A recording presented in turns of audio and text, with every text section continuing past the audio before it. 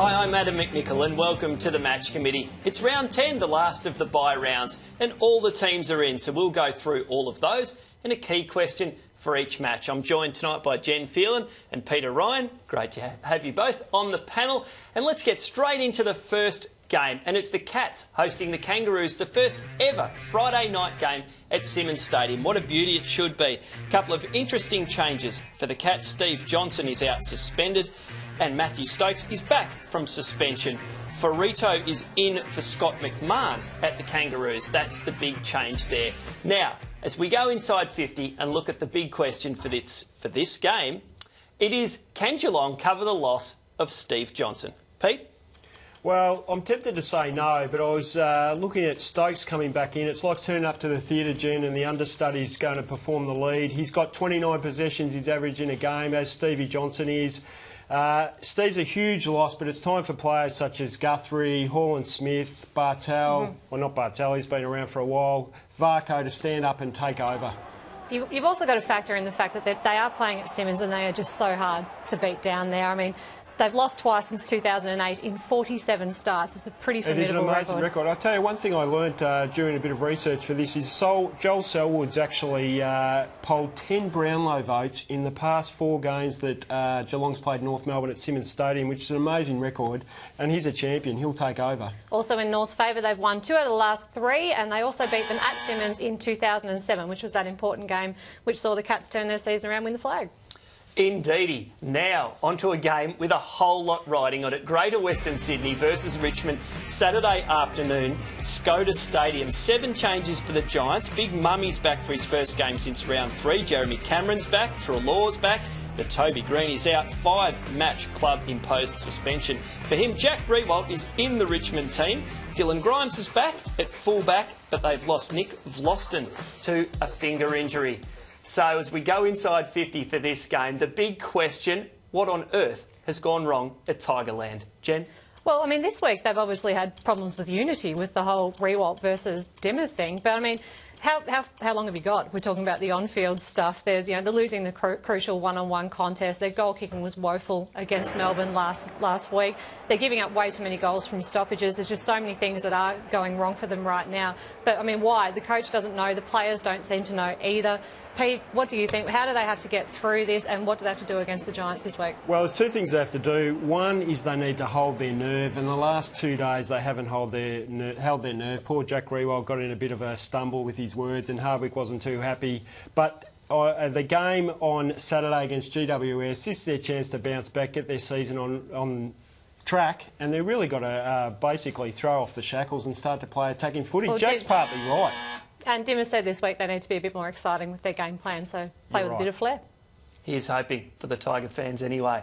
Now, Collingwood versus West Coast, Saturday twilight, MCG. This should be a beauty. Dane Beam's 100th game for the Maggies, but Nathan Brown's back in their team. First game since round 2. Alex Fasolo back from a foot injury. Dwyer and Keefe both omitted. Mark Lacroix's been suspended for that high bump, and he's been replaced in the Eagles team by Josh Hill.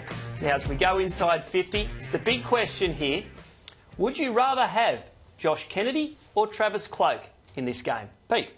Well, I got sucked into the 11 goals from Josh Kennedy and I decided on Josh Kennedy, but then I realised he's only kicked 10 goals in 10 games against Collingwood. So my excitement factor, it looks like I've punted on something and it's coming last at the turn. I'm sticking with Josh Kennedy. You need to have a bit of sense of theatre about yourself. Sense of theatre? A sense of theatre.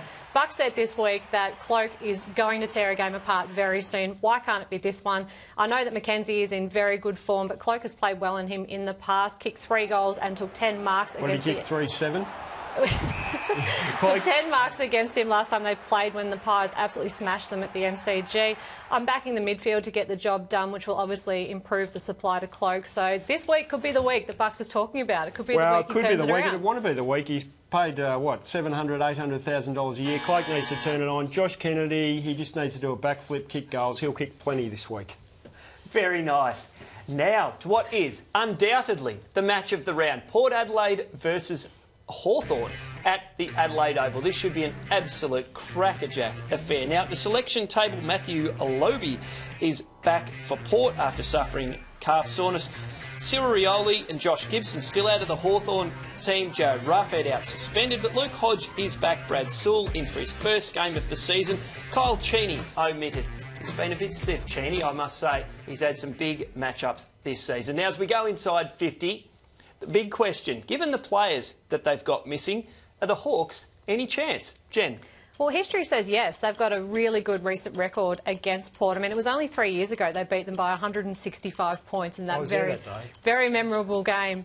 Yeah. They're off to the Portress this week. Port haven't lost there yet. Look, I think I'm going to repeat what we've said all season, really. Port too quick, too fit. The Hawks have just got so many players out. I know they get back a couple this week, but very key outs. No chance. Look at the winged Hawks. Mitchell, Ruffhead and Gibson, 3 players, top 3 in the best and fairest last year. I mean, how do you replace that? It's like having Ponting, Hayden and Gilchrist thrown out of the Australian batting lineup 10 years ago. Hawthorn, they've just got that aura over Port Adelaide. That's all that's really going for them. But I think Port Adelaide, they won't hear the siren. Port Adelaide will just keep kicking goals, and it'll be all, I reckon they'll kick 20, 25 goals this week. Port Becoming an increasingly tough venue to play at against the power. No doubt about that. 25 goals, though. Goodness me, that'd be something. OK. Oh, geez, out. Gold Coast versus the Western Bulldogs. Metricon Stadium, Sunday afternoon. This is a tough place for opposition teams to go. Now, Cade Kolodjasny comes back into the Gold Coast team after missing a week with a knee problem. 7 ins for the Bulldogs, but of course it's a 25-man squad, and they include Brett Goods, Jordan Ruffhead and Marcus Bontempelli. Liam Jones is out suspended. Now, as we go inside 50 with the big question for this game, are the Gold Coast Tools completing the package? Jen? I think they're starting to now. We always knew their midfield was going to be amazing. They obviously started with Gary Ablett and they built around him, but their tools are starting to catch up now. The forwards, Sam Day, Charlie Dixon, Tom Lynch. Down back, they've got Thompson, May and McKenzie. And Zach Smith came back last week from a knee reconstruction. Didn't even play in the knee-full, just came straight back in, and he just got better as the game went on. They're really starting to just build a solid side, a complete side, and it's great to watch the tools. We always knew, well, we thought that the Giants' tools were going to be outshining them, but they're starting to catch up. Yeah, well, they've got a year ahead on the Giants' tools, and Bulldogs' backline's definitely depleted. Interestingly enough, Gold Coast have leading goal kicker in the past 3 years at Gold Coast. Danny Stanley won it the first year, believe it or not, with 20 goals, something to put on the mantelpiece, that trophy. And then Gary Ablett's won it the past 2 years with under 30 goals. They're starting to find a forward line. No doubt about that. Now, we closed the round with Carlton and Adelaide at the MCG, and this is the Mars kick-to-kick game for round 10. For your chance to have a kick on the ground at half-time with a mate, just bring 2 Mars bar wrappers along to the game. For more information, head to afl.com.au/Mars. Now, let's have a look at the ins and outs for this big game between the Crows and the Blues. Mitch Robinson is Mitch Robinson is out of the Carlton team. Suspended. Carazzo and Waite return, but they're on an extended bench after missing a bit of time now.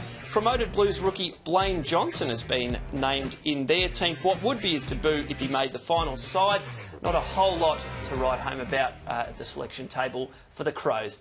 Now, we opened this one up to the fans on Twitter to see what their key question was for this game, and Matthew Verrocchi has tweeted in, has Eddie Betts been worth the money for the Crows? Pete, kick us off. Well, Matthew, you have to wait and see, but let's do a bit of maths on this. He's probably averaged about 40 goals per season at his best, Eddie Betts. He's probably rumoured to be on 400, 500,000 a year. If he keeps that form up for the next 4 years, that's $10,000 a goal. That's not bad going, is it, Jen? And his goal assists, we all know that's pretty good. $3,000. What do you reckon? $13,000 for every time he kicks a goal and has a goal assist. Is that value for money, Jen? Well, I think he's obviously not getting the goals that we're used to seeing him kick, but it's been what he's been doing at ground level. He's what they needed. That's why they went and got him. They needed a guy like him at the feet of Jenkins, Podsiadly, and obviously Taylor Walker now that he's back. And he's had a profound impact off the field as well. Yeah. Apparently Charlie Cameron has been living with him, and he's had a really good impact on getting him settled into the world of AFL. So I think there's huge upside to having Betts. They took a punt on Betts, no doubt. Very good. Speaking of betting, Adam Hamilton from tab.com.au joins us in the studio again. And Adam, we're going to start this week with the Swans. Well, they may have the bye this week, Sydney, but they've certainly been the buzz side with punters at tab.com.au. They've firmed right back in now for the premiership to be clear second favourites at $5 behind Hawthorn at $3.25. That $13 for the premiership, that was in round 5 for Sydney. I think on that chart, the other key market has been to finish top 4, $1.55 before round 1, out to $7 in round 5, and now back in to $1.90. And down the other end of the ladder, how's the market for most losses looking? Chopping and changing between Brisbane and GWS at this stage. And obviously GWS have got a match where they fancy themselves of being some hope against Richmond. So they're the second favourites at $2.50. Brisbane Lions at $2.25. And Melbourne having a better start to the season than many expected, now right out to $11. And what are some other key betting options for the weekend? We've got some tremendous matches coming up. For the Hawthorn fans, you're getting the biggest odds about the Hawks in a match when they take on Port since the 2011 preliminary final. You can check out all of this week's matches and the futures at tab.com.au. Thanks very much, Adam. Now, as we do every week, let's have a look at the AFL record. And this weekend's big feature is a beauty from Michael Whiting, who profiles Gold Coast gun Dion Prestia. Jen and Pete, thanks for joining us. Thanks for having us. What are you looking forward to on the weekend, Jen? Well, first I want to see if Cloke's going to respond from me backing him to have this to turn things around this week. But I mean, like everybody else, I'm looking forward to seeing Port versus Hawks. I mean, it's going to be a great game, and just to see if they can get the job done with a depleted outfit at the Portress. Pete? Well, like Jen, Port Adelaide Hawthorn, but really if Richmond is not 4 or 5 goals in front of GWS at three-quarter time, I think the whole of Melbourne will be going to their television to see if they can hang on. I think you're right. Goodness gracious me, what would happen if they lost? Thank you very much for joining us on the Match Committee. We'll catch you next week.